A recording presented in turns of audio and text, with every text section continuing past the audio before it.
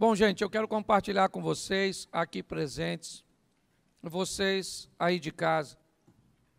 Uma das funções da igreja, ela exerce muitas funções, é verdade. Mas uma das funções da igreja é buscar instruir as pessoas a estabelecer um relacionamento sadio para com Deus. E como é que nós fazemos isso e a partir de que isso acontece?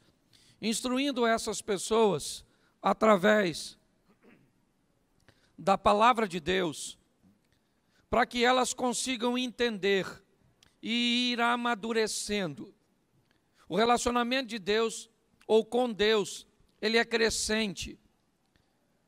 O relacionamento com Deus é aquilo que vai, é aquele relacionamento que ele vai evoluindo gradativamente. E quanto mais entendimento nós venhamos ter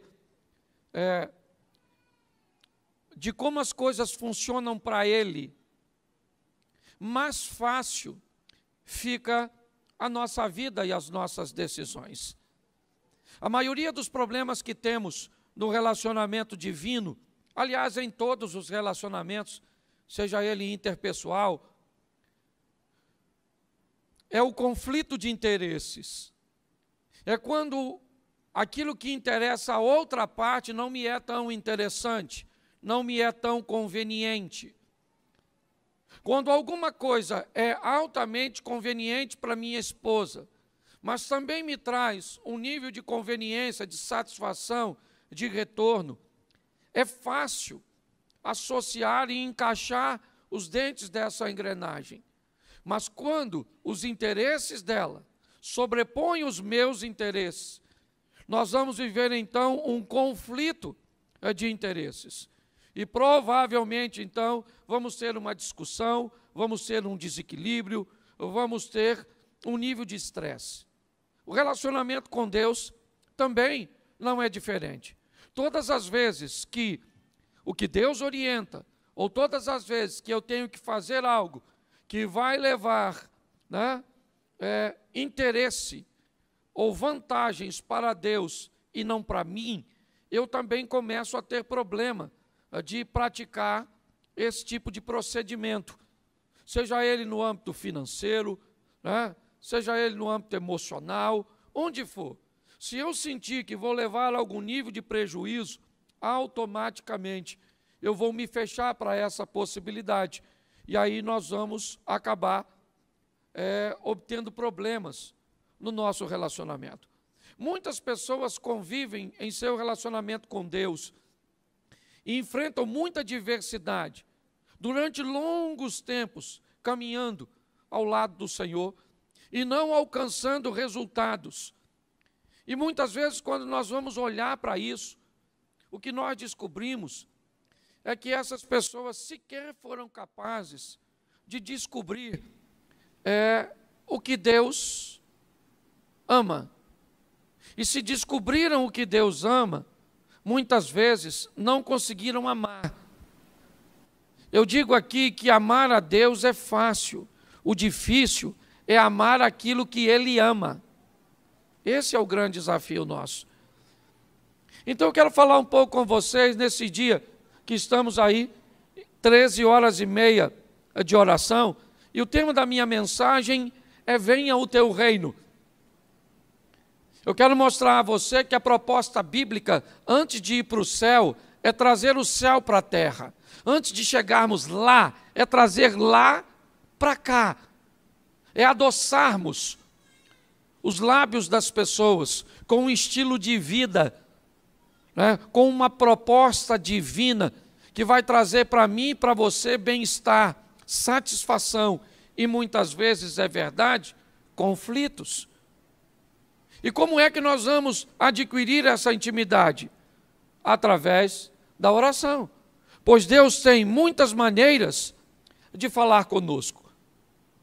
Muitas maneiras ou por muitos meios, Deus pode falar conosco.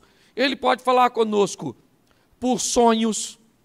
Ele pode falar conosco por mensagens, por pregações. Ele pode falar conosco por canções. Ele pode falar conosco pela memória, pelas lembranças que temos. Ele pode falar conosco por textos. Então, a maneira que Deus pode falar conosco, ela é muito variada. Mas nós, basicamente, só temos uma maneira de falar com Deus. E que maneira é essa? A oração. É apenas através da oração que nós vamos falar com Deus. E podemos orar de duas formas. Nós podemos orar com as nossas palavras e podemos orar com os nossos pensamentos. Se palavras fosse o único meio de alguém se relacionar com Deus, como ficaria a vida espiritual de um mudo, que não tem como emitir, certo? Uma palavra. Então, nós também, muitas vezes, estamos em ambientes cujos quais entramos em oração e não pronunciamos nenhuma palavra. O texto diz que quando Ana está orando em Siló, o sacerdote olha para ela. Seu lábio se movia, mas palavra nenhuma saía de sua boca. Naquele momento, a mente de Ana estava falando com Deus. Estava apresentando a Deus as suas causas.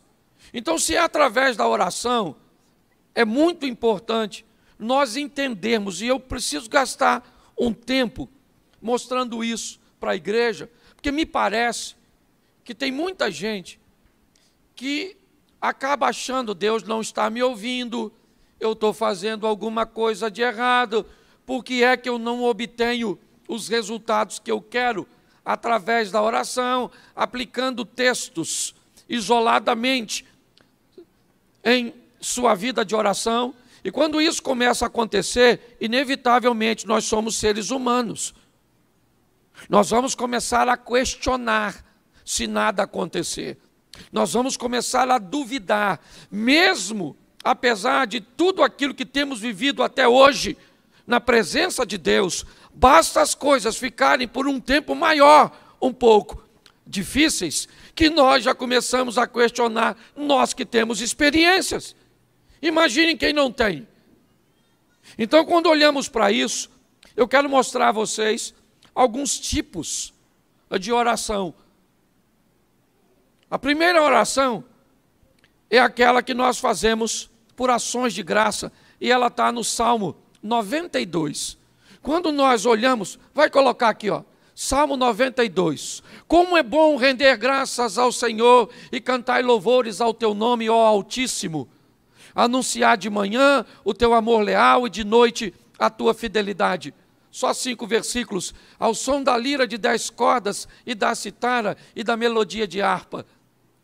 Tu me alegras, Senhor, com os teus feitos. As obras de tuas mãos levam-me a cantar de alegria. Como são grandes as tuas obras, Senhor. Como são profundos os teus propósitos. Preste atenção, isso é uma oração. O indivíduo que está fazendo isso, o que ele está fazendo? Ele está rendendo graças. Ele está agradecendo a Deus por tudo aquilo que Deus tem feito. É um tipo de oração. Muitas vezes imaginamos que todos que estão na igreja estão aqui apenas para pedir ou para interceder, e eu já vou falar dessas orações.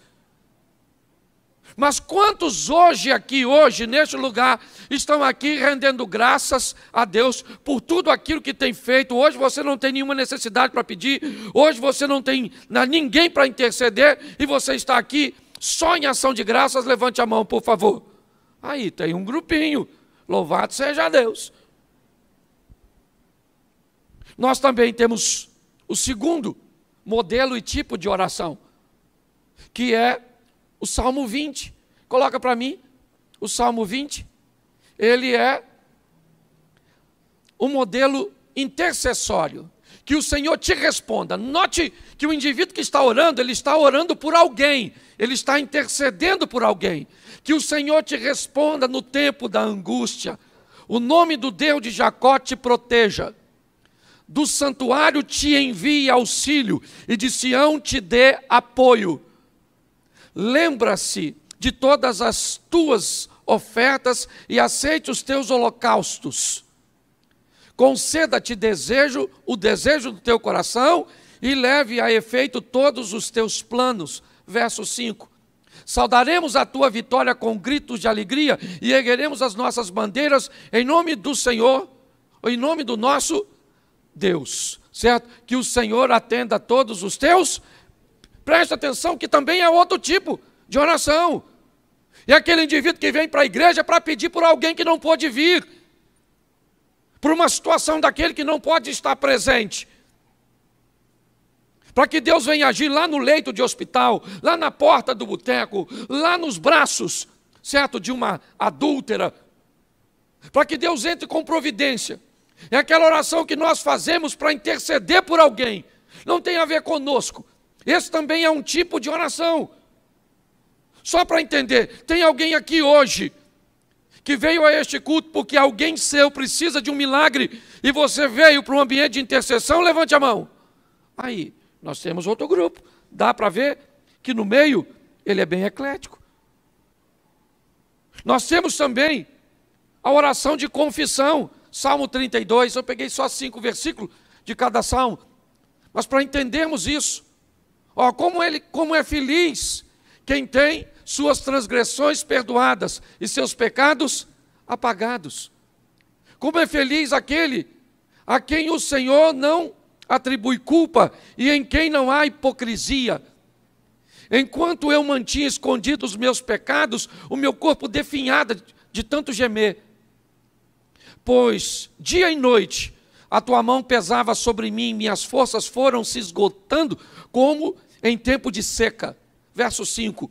Então reconheci diante de ti o meu pecado e não me encobri as minhas culpas. Eu disse, confessarei as minhas transgressões ao Senhor e tu perdoaste a culpa do meu pecado. Preste atenção, que esse é o terceiro modelo. Que modelo é esse, pastor? O modelo de confissão.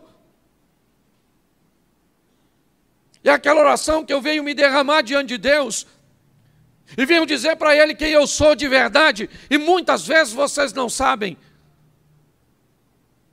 o que existe no meu íntimo, o que existe no seu íntimo, e nós vamos nos apresentar a Deus, às vezes, né, com ações de graças, para agradecer. Muito obrigado a Deus por tudo aquilo que o Senhor tem feito. Às vezes nós vamos interceder, Senhor, entra com providência, lá com Isaías, como eu acabei de pedir a vocês, que orassem pelo rapaz. Às vezes com uma oração de confissão, onde você não olha para ninguém, porque eu tenho aprendido uma coisa, gente, na presença de Deus, não dá tempo de olhar para os outros. Quando você vê alguém olhando o defeito do outro, sabe que ele está na presença de qualquer um, menos de Deus. Porque quando Isaías entra na presença de Deus, sabe o que ele diz? Ai de mim, que sou um homem de lábios impuros e habito no meio de um povo de impuros lábios. Quando você conversar com alguém que fala mal dos outros, pode ter certeza que o diabo está por perto. Quando você estiver perto de alguém que reconhece o defeito de alguém, mas está ali buscando levar a pessoa para o caminho, pode saber que o anjo do Senhor está pertinho, buscando ajudar. Então nós estamos aqui diante de uma oração de confissão, onde o indivíduo fala de quem ele é, que fala que confessou suas culpas. Eu separei 5 aqui, Salmo 113, essa é aquela oração de adoração. Ó, louvem, ó servos do Senhor, louvem o nome do Senhor. Seja bendito o nome do Senhor desde agora e para sempre. Do nascente ao poente, seja louvado o nome do Senhor. Verso 4, o Senhor está exaltado acima de todas as nações, acima dos céus está a sua glória. Verso 5, quem é como o Senhor, o nosso Deus, que reina em seu trono nas alturas? Preste atenção, que isso é uma oração de quê? De adoração. É aquele dia que nós vamos adorar pelo que Ele é, não é porque Ele nos deu. Porque se Ele nos dá, Ele é Deus, se Ele não dá, Ele é Deus, se Ele fizer, Ele é Deus, se não fizer, Ele é Deus, se eu entendo, Ele é Deus, se eu não entendo, Ele é Deus, se está vivo, Ele é Deus, se morreu, Ele é Deus. E aquela coisa, eu vou adorar e pronto. Isso também faz parte da nossa oração. E nós temos a mais comum, Salmo 54. Que não tem nada de errado, mas é a turma do pedir. Certo? Salva-me, ó Deus, pelo teu nome. Defende-me pelo teu poder. Sei que a maioria está nesse. Esse aí sou eu, pastor. Ouve a minha oração, ó Deus, e escuta as minhas palavras. Estrangeiros me atacam. Homens cruéis querem matar-me, homens que não se importam com Deus. Certamente, Deus é o meu auxílio, o Senhor que me sustém. Recai o mal sobre os meus inimigos, extermina-os por tua fidelidade. Essa é a oração da petição. Certo? É a turma que veio pedir. Não vou perguntar quantos são, porque sou pastor e aprendi uma coisa. Esse é o maior grupo. Preste atenção. Na minha opinião, todas as orações são ouvidas por Deus. Amém? Porque Ele é onisciente, antes de nós falarmos, Ele já sabe. Certo? E para mim, todas as orações são respondidas por Deus. Todas. Pastor, não concordo, tem umas que Ele não responde. Por que não é resposta? Te ensinaram que Deus é uma vaquinha de presépio. E que você, Senhor, que se fizer assim, o povo vai embora. E aí nós começamos a usar a Bíblia de forma errada. Então, primeiro eu queria te dizer, de vez em quando chega na igreja para fazer uma oração de ações de graça. De vez em quando faça uma oração intercessória. De vez em quando confessa esses troços ruins. De vez em quando adora e de vez em quando pede. Balanceia o negócio. Então, na maioria das vezes, se não em todas, as orações são atendidas. Certo? Só que Deus também fala não. Poxa, pastor, não queria escutar isso. Pois é. Vê que hoje Deus fala não. Deus fala não, Deus fala não. Um tempo atrás, uma moça falou comigo, pastor, estou arrumando um namorado aí, e o homem já está difícil, e eu estou na idade avançada, nunca dei sorte com relacionamento, eu queria que o senhor orasse aí, para me ajudar nesse negócio, para ver se é de Deus. Eu olhei para ela de uma forma muito simples e disse, minha irmã, está preparado para ouvir o não? Ela falou, o senhor nem orou ainda? Não, mas eu preciso saber se Deus falar não. Se você vai deixar ele, porque senão nem adianta orar. Eu vou orar depois, você vai caminhar do mesmo jeito. Esse dia eu sentei com um casal e falei para o casal assim, ó, não casa, porque o divórcio de vocês vai ser mais prejudicial do que vocês imaginam. O que é que eles fizeram? Me convidaram? Porque virei inimigo. Isso não tem um ano. Eles estão divorciados. Porque tem coisa, gente, que a pergunta não é se vai dar errado. O que vai dar errado a gente já sabe, é só quando. Às vezes a pessoa fala, pastor, vê aí onde é que eu errei. Eu examino a situação e eu descubro que eu tenho que tentar descobrir onde é que ele acertou. Porque ele errou foi quase tudo. Se tiver uma nota menor que 0, ele tirou. Então o que nós precisamos fazer é levar a vida mais a sério. O grande desafio das nossas orações é que quase 100% delas ou são intercessórias ou são de petições. Poucas vezes entramos por essas portas com um propósito único de adorar, de fazer ações de graças. E ainda temos um pouco de confissão, é verdade. Mas a grande maioria é sempre focada em interceder por alguém ou pedir para mim. E aí nós vamos nos deparar com aquilo que eu disse no começo. O que, pastor? Os conflitos de interesse. Então, para mim, você precisa saber algumas coisas que eu considero muito importantes. Mateus 18. Coloca para mim verso 19. Mateus 18, verso 19. Também, não abra na Bíblia não. Olha para aqui, por favor.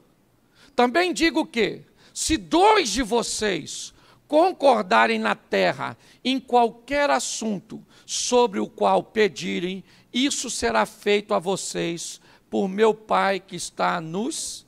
Preste atenção nesse texto.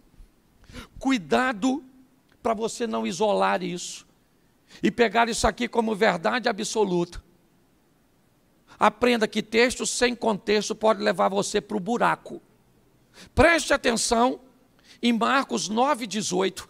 E não esqueça desse texto não. Mas preste atenção, Marcos 9. Onde quer que o apanha, joga-o no chão, ele espuma pela boca, range os dentes e fica rígido. Pedi aos teus discípulos que expulsassem o espírito, mas eles não conseguiram. Preste atenção. 2 discípulos estão voltando com Jesus do monte. Este homem pega o filho dele e leva para 10 dos discípulos de Jesus orarem. Não foram 2, lembra do texto anterior? Onde 2 estiverem reunidos e tudo que pedirem, lembra? Só que o texto diz que tem 10 camaradas orando para o demônio sair deste garoto.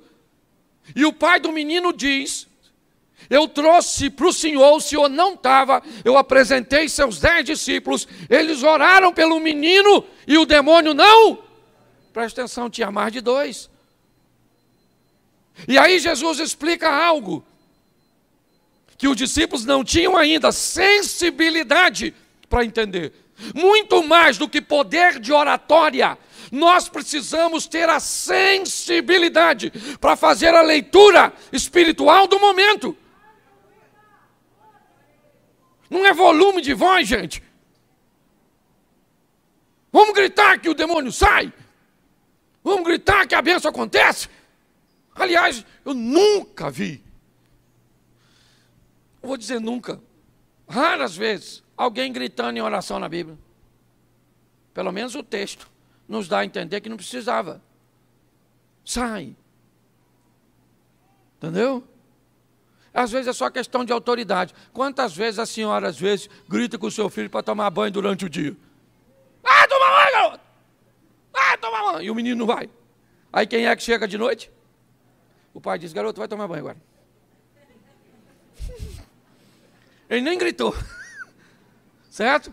Pelo menos os homens de antigamente. Os homens de hoje, o filho fala: vai tomar banho, senhor. Né? Mas a turma mais velha sabe que o negócio é diferente. Então preste atenção. Eu preciso que vocês entendam. Eu já cansei de ver gente, reúne o povo e diz assim: vamos orar, porque o que nós pedimos agora aqui, onde 2 ou mais estiverem reunidos, vai devagar, santo varão.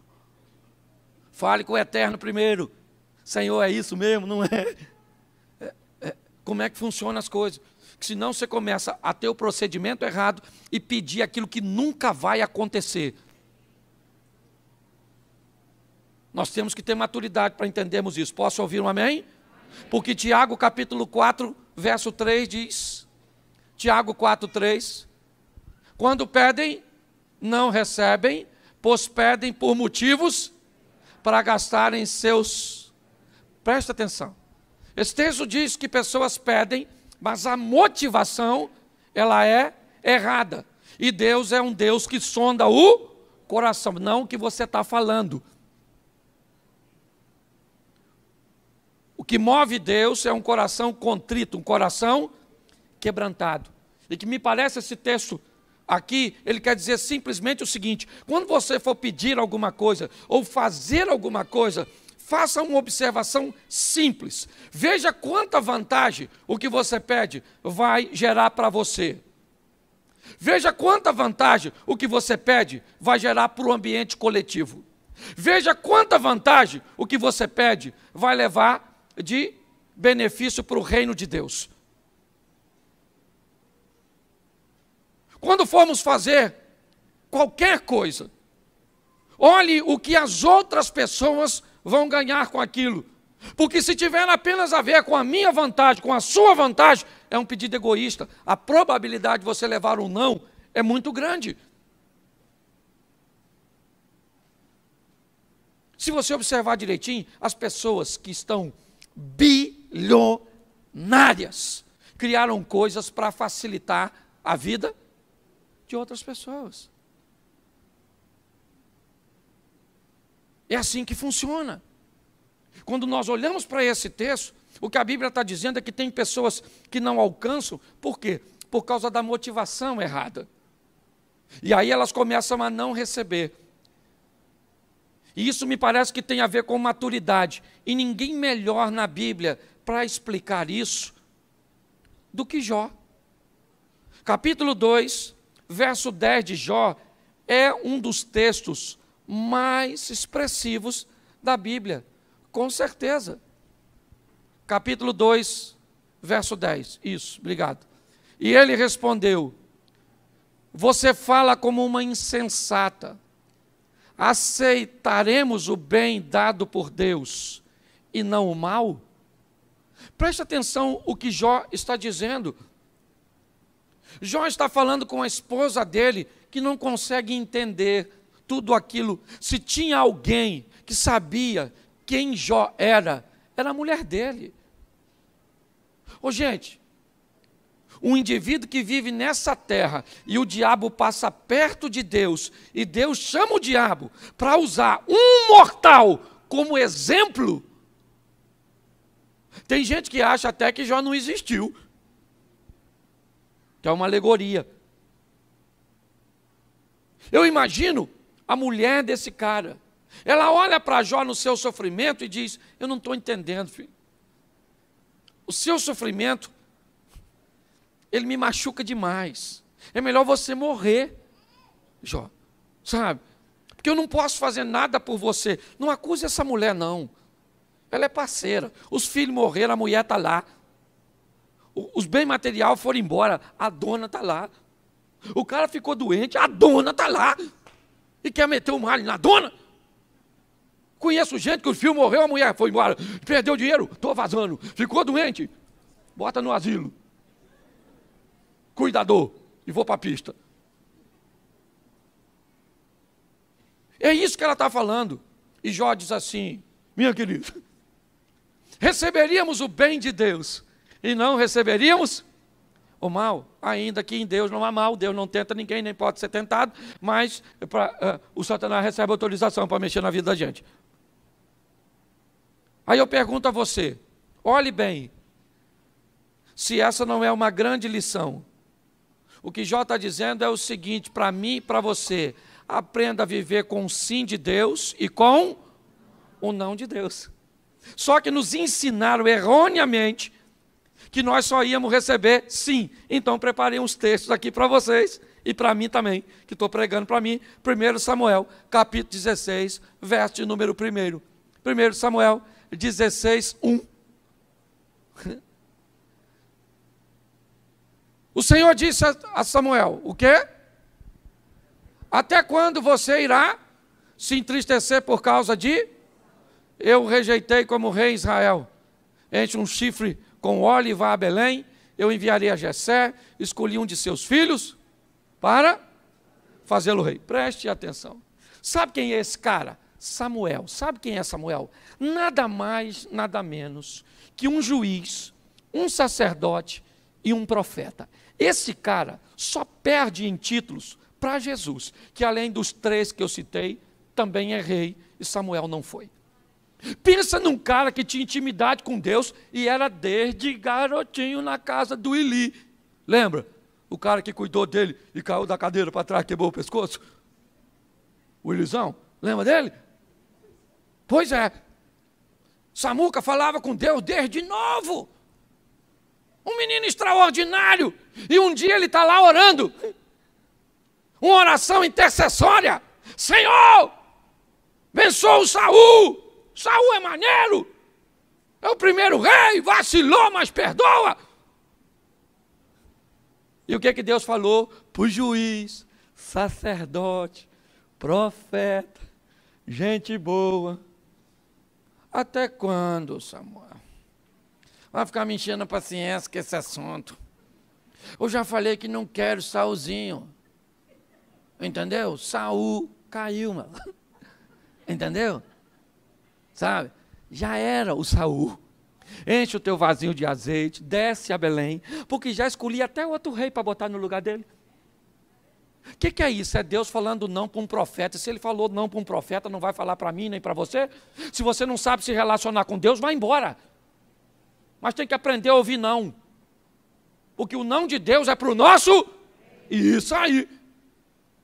Então, Deus gostava do Samuel? Samuel estava em pecado? Fez alguma besteira? Não. Mas Deus disse não. Então, quando você for orar, veja se Deus vai falar não, não, não e não. Quer que eu desenhe? Não. Você quer mais exemplo? Separei 3. 2 Samuel, capítulo 12, verso 15 e verso 18 depois. 2 Samuel 15, verso 18. Isso.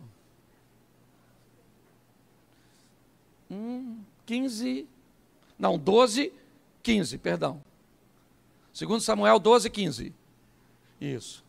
Depois que Natã foi para sua casa, o Senhor fez adoecer o filho que a mulher de Urias dera a Davi. Verso 18.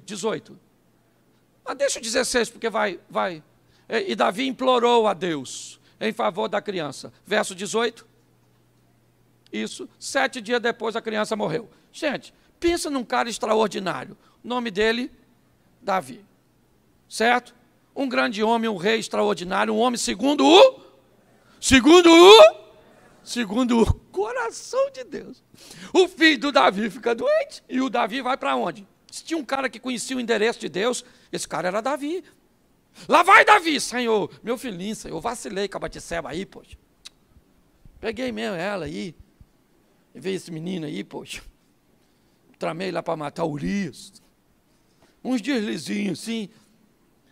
Pô, Senhor, deixa o menino vivo. Menino, Senhor, menino vivo. 7 dias. Ele não come e não toma banho. 7 dias.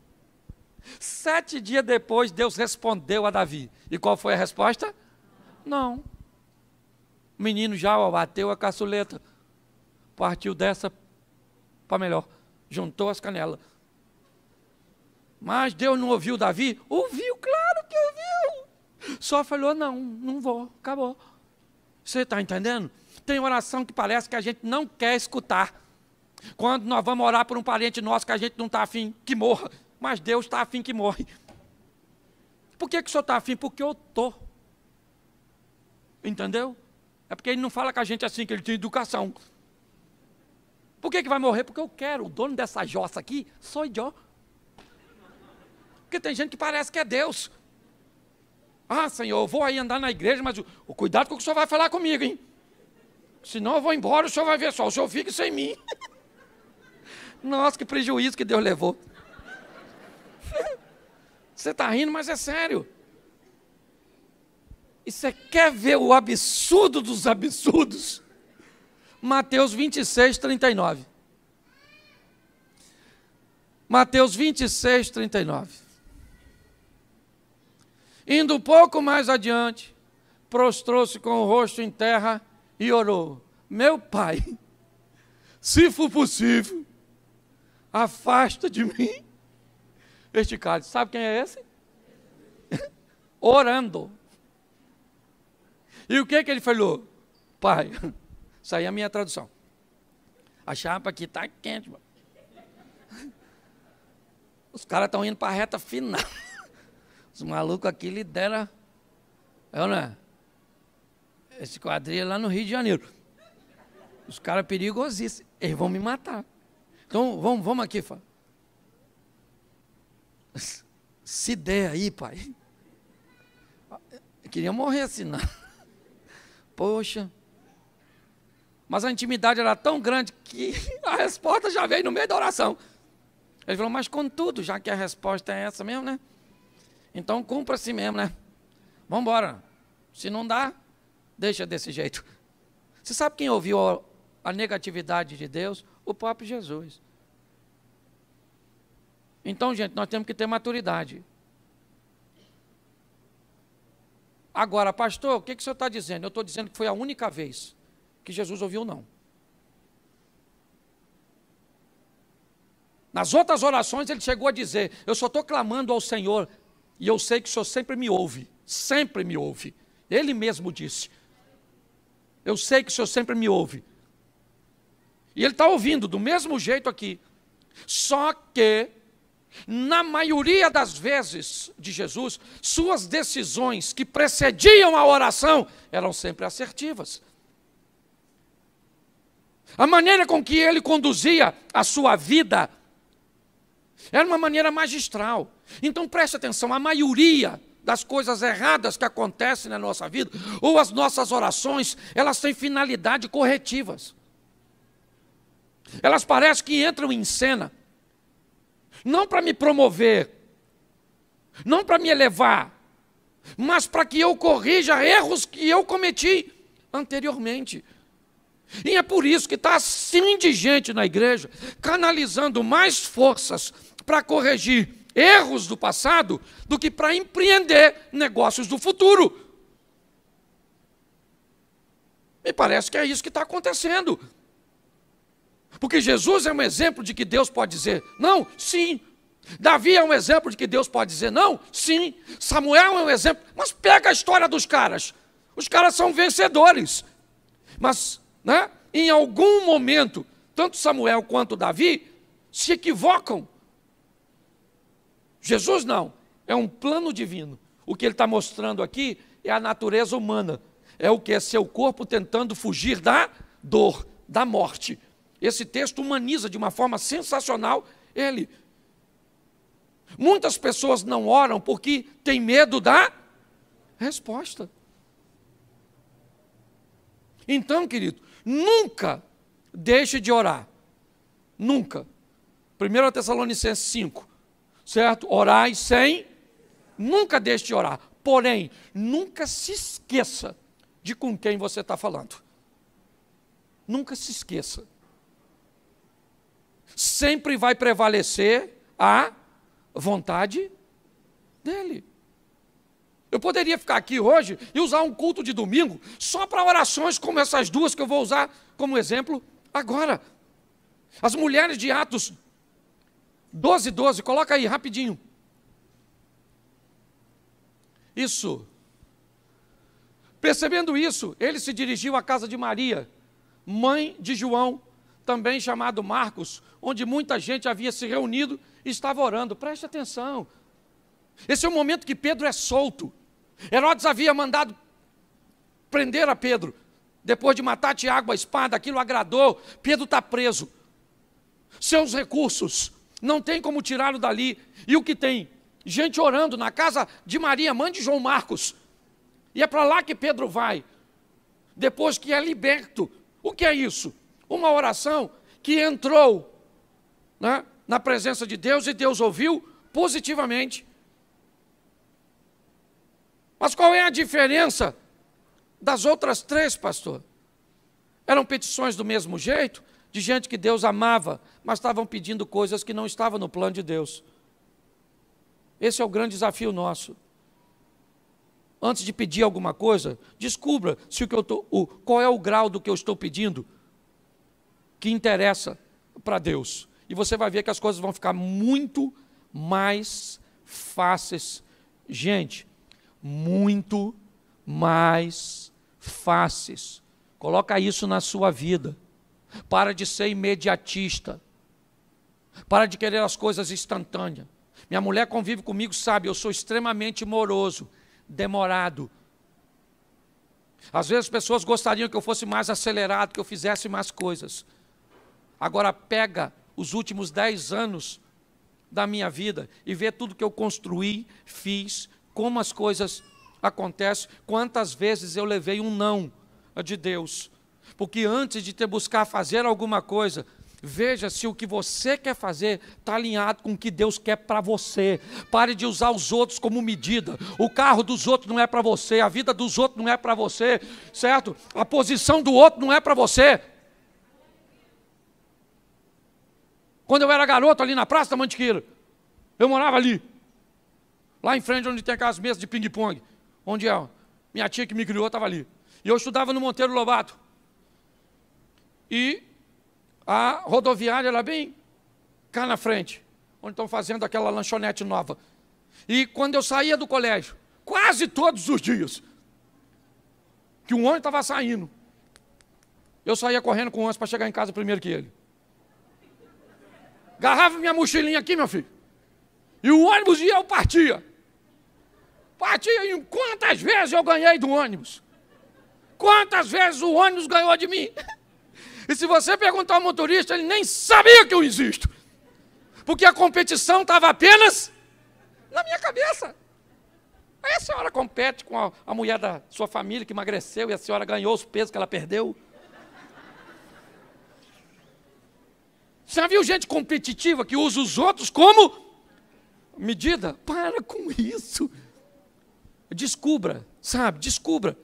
Eu gosto, né? Ezequias e Isaías. Uma oração no Velho Testamento. Senaqueribe cercou tudo, não tem rota de fuga. Os dois camaradas clamam a Deus: Senhor, olha aí o que está acontecendo. Deus envia recursos, os céus se abrem, a batalha ganha. Por quê? Porque Deus estava no negócio. Gaste um pouco de tempo. Sabe quem vai abrir um negócio? O que faz quando é sério? Quando alguém é sério e quer abrir um negócio, ele estuda o mercado no local onde ele quer abrir. A potencialização do produto que ele planeja vender. O preço médio que as pessoas que estão interessadas no seu produto são capazes de pagar. Porque às vezes o produto é bom, mas se for colocado no lugar errado, ele não vai ter sucesso. E aí parece que seu produto é ruim. E às vezes ele não é ruim, ele apenas está no lugar errado. Mas sabe o que as pessoas imaturas fazem? Mergulham de cabeça.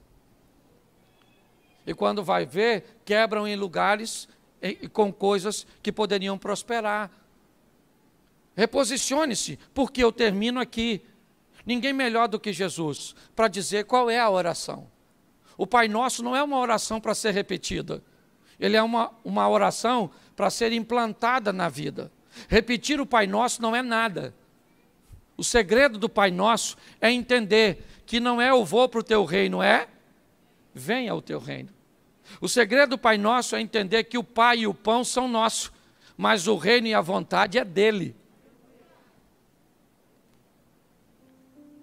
Que tem que ser santificado porque eu sou filho. Santificado seja o seu nome. Olha, Pai Nosso que estás, santificado seja o teu. Por quê? Porque eu sou filho. Sabe a santificação que diz no começo? É a tentação sendo vencida. Lá no final. Sabe qual é o problema, igreja? É que nos ensinaram apenas a ir para o céu. Pastor, o senhor acha isso pouco? Não.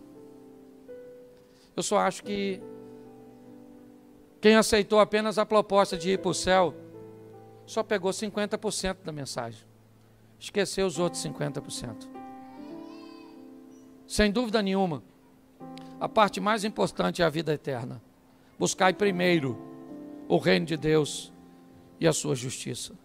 Mas as demais coisas vos serão. A preocupação de Deus sempre foi essa. Alguém que o ímpio, que o pecador, que o sofrido possa olhar e dizer: esse estilo de vida eu gostaria para mim. Por muito tempo vivemos num ambiente compensatório.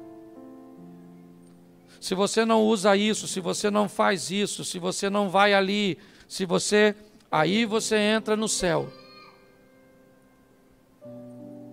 Não me ensinaram, quando eu me converti, a trazer o céu para a terra. Eu fui ouvir, com 15 anos de convertido, que Jesus era um colono, que saiu do céu para colonizar a terra, como os portugueses deixaram Portugal para colonizar o Brasil. Nós falamos a língua por influência deles.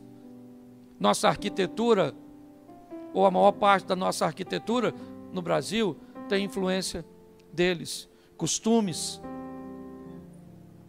Hoje vivemos aqui a influência de um colono que chegou aqui há tantos anos atrás. O que a Bíblia está dizendo é: Cristo deixou os céus para colonizar a terra.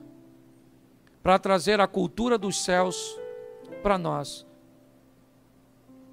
Aprenda a lidar com esse relacionamento e você vai melhorar seu casamento, você vai melhorar seus negócios, você vai melhorar sua vida com Deus.